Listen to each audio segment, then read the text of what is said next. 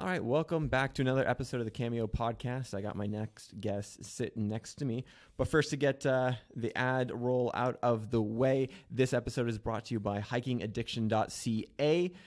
Great dude. His name's Adventure Josh.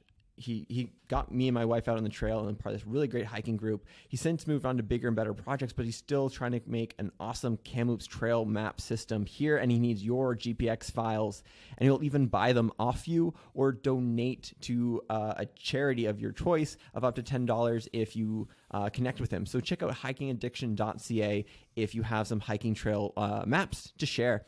And now to introduce my next guest. He is a TedX TRU speaker. His name is Yasir. He chatted about how to get along with anyone. And we met 3 minutes ago. And I'll let you introduce yourself. Thank you very much, Nevin. I'm Yasir Khan. I'm a master's in education student here at TRU. But mostly I'm known for my public speaking work around campus because I take advantage of any opportunity I get because I'm very passionate about teaching people skills like confidence, courage, and charisma. Those are my three staples. And really, what I'm trying to do with my TEDx talk as well is bring together a community of people who might be from different cultures, might be from different practices, and really to show them just about anyone can get along despite the kind of differences they may have. Absolutely. And I think it's fitting why we're actually meeting at Common Ground in TRU, which, has huge significance, I think, because we both come from different cultures. Listening to your TEDx talk, you were selling security systems. Yes. How did you end up at TRU? Well, it's funny because I was supposed to come to Canada for my undergrad, but that didn't really work out. But in the back of my mind, I always had Canada as a destination, especially considering what's happening in the U.S. right now. It's not exactly a good option at the moment. So when I came to Canada, the first option was UBC, but of course, when you look at the tuition fee for that university, it's just not something I could afford at the time. And TRU, it was not as famous of a university at the time, but the program they had was very suitable for what I was looking for. And initially, I came here to do my master's in business administration. But the funny thing is, I've always sucked at math. I just couldn't do math, couldn't do numbers, can't even check my own bank account. So when I came here, within the first semester, I realized that's something I didn't want to do. And the good thing about TRU is they give you so many opportunities outside your classroom. I joined a club called Toastmasters here. Not being a public speaker myself, I had severe social anxiety prior to that. I went up to speak for the first time in the club. I mumbled maybe 5-6 words, and I sat back down in my seat telling myself, okay, that's the first and last time I'm doing that. Never coming back here again. Someone from the club called Karen Knight, she stepped up and she evaluated my speech because that's a staple part of Toastmasters. And she said, Yasir, congratulations. You came to a new country, spoke to a new group of people. You got out of your comfort zone, and here you are. Congratulations for making that first step. And I was just, wow, okay, I didn't see that in myself. Fast forward a year later, I've won about 6 speech competitions. I'm teaching workshops in public speaking, and I was on the TEDx stage as well. So it really came a long way for me. At first, I thought TRU, I don't know what that is really, but now looking back at it, I wouldn't have it any other way. Awesome. And so you have a fantastic radio voice. Sitting with you in person is, forgive me if this is inappropriate, but did you have struggles with coming to Canada and creating that radio voice, or is that where Toastmasters kind of came in and taught you how to speak fluently and confidently? Where does that background come from? Does that make sense? It's really funny you mentioned that because when I was about 16 years old, my friends would make me prank call other people and pretend to be a girl. So I had an extremely squeaky voice at the moment, and I think that's just a product of puberty. Once that went through, my voice just cracked open. But I do want to give credit to someone by the name of Kennedy Aberdeen on campus. She told me that if you want to speak as low as possible, you sound a lot more affirmative. And in order to do that, you just say the word mm-hmm. And the part of the voice is what you should speak like, because that has the most depth in terms of the voice. So I really try to put that into practice as much as I could. So you developed this voice. You're now teaching people how to develop their voices through these Toastmaster events. I've actually thought about joining Toastmasters a few times. Wasn't able to happen just due to scheduling issues and whatnot. But what's some things you'd like to share with someone who might be interested in joining Toastmasters? Absolutely, and it's important to remember that Toastmasters is essentially a public speaking club. And the thing with public speaking is it's one of those things where you know you have to get better at it, but you just don't want to do it.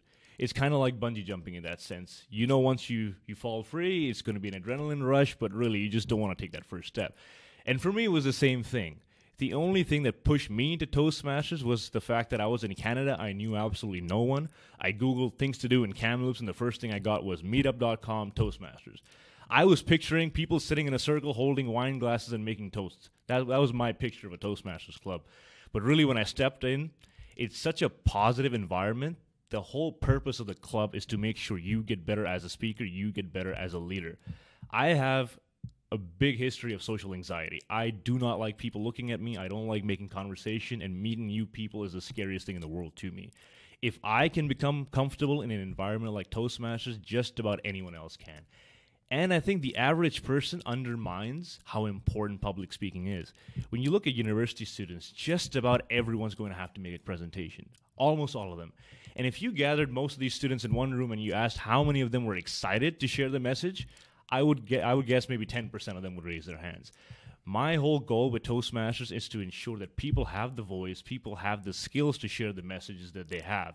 Everyone has a story. They just need the skills to relay that story to other people. Totally agree. And what's the next step to your story? Where are you returning to TRU? Are you moving on? Where are you headed? Absolutely. So I have about 7 months left till I graduate with my Master's of Education degree.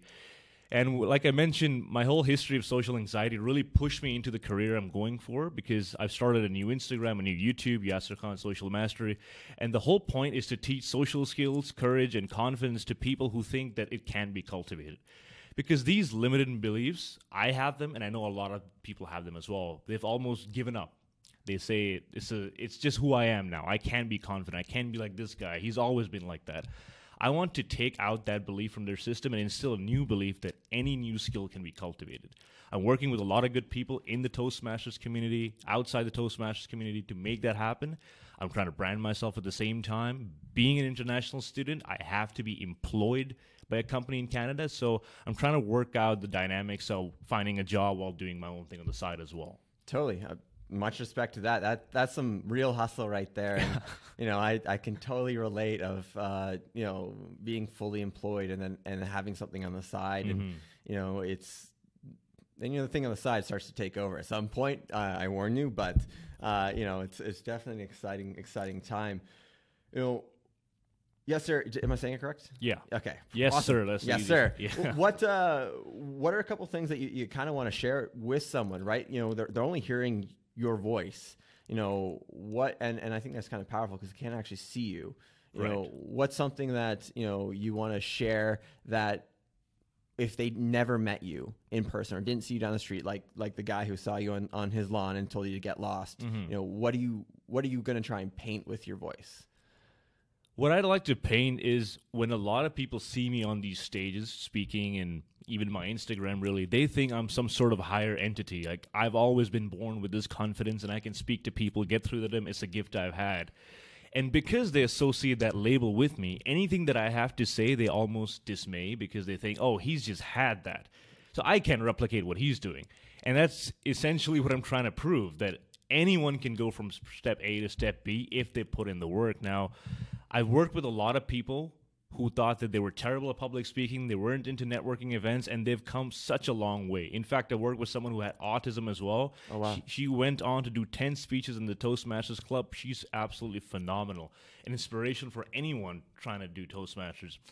And when they see me and they label me as someone who's a very confident person, it defeats the very purpose of what I'm trying to do. I don't want them to label themselves because of what I'm doing. I want them to see me and say, okay, this guy went from social anxiety to speaking in front of a stage. I can do the same thing again. And with that, a lot of people think I'm a very confident, happy guy, and I know exactly how to work the social system. I know what to say, when to say it. Not the case at all. I've taken so much time to read about social dynamics. I'm a productivity nut. Mm-hmm. Tim Ferriss, you've probably heard of him before. Of course. I am just an absolute nut. I wake up in the morning, I do my affirmations, I do my journaling, I meditate for 20 minutes in the morning. All of this to get from where I used to be, all my anxiety, all my self-esteem issues to get to where I am. So when they see me up on stage, I want them to know I'm not just this confident, superior being. I'm someone who had to go through a lot, something they can do as well. Totally. It's taken me a lot to actually find my voice on the podcast, and I think I still have a long way to go. But I actually have a recording from 2 years ago when I tried to start a podcast, and it was horrible. But I can show that growth from 2 years ago to now. Do you have anything where you can show your growth on your YouTube channel, or? Well, if you just go to my Facebook profile and you go to the very back of my profile pictures, you'll see one picture of me in college. This was when I was 18 years old. You will see about 20 people in the photo. All of them I would consider to be popular people in school. And you would see the head of one small little boy, me, right in the back looking away from the camera. I feel that picture is such a staple because it encapsulates who I was as a person that time, trying to escape social situations, trying to be in the background, didn't want to make an impact, just wanted to be invisible this whole time. And when you compare that to me on something like a TEDx stage, the transformation is absolutely astronomical. And the interesting thing is, all it took was me showing up and following up with all the things I've committed to myself. Totally. You set your goals and you achieve them. You find those small little next goals and you achieve them and you achieve them and achieve Absolutely. them. What are some milestones that you've kind of hit or overcome in kind of your career since you started this confidence building, self-improvement journey? Well, when I started out with Toastmasters, I joined the club in February. And as soon as I joined, it was around competition season. They have speech contests that go all the way to the world stage. And I had just joined the club, and you had to have 6 speeches under your belt before you could compete. Now, Karen Knight, the person I mentioned earlier, also a mentor of mine, she said, you should apply, you should definitely compete. And I said, I just joined the club, there's no way.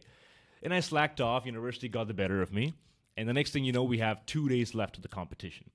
And I had 6 speeches to do, and keeping in mind, I've done maybe 2 speeches in my entire life.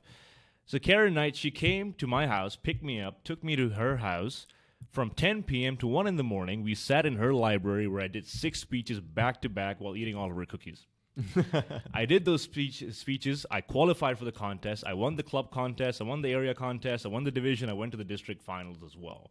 And that was having no speech experience whatsoever. I was sharing a stage with someone who had been on the world top 10. Oh, wow. That was the first milestone. Just a marathon of practice and Absolutely. practice and practice. Absolutely. And it just goes to show if you put in the work, you will get the results. It's about self-belief, because I didn't see that belief in myself. I didn't see I could do competition.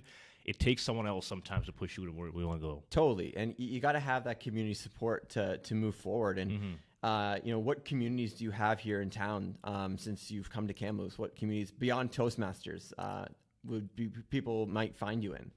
Right. Essentially, I have been active in the Toastmasters community more than anyone else. And with Toastmasters, you have a gathering of people from all over the public speaking space. And I personally tend to be connected to them. Lately, I've been working with the student union as well, because a lot of what they do is in line with mine. Student support has been a big goal of mine, and student support is, of course, something the student union does as well. One thing I do want to push is inter-community relations. I see a lot of students who come from places like India, China, wherever.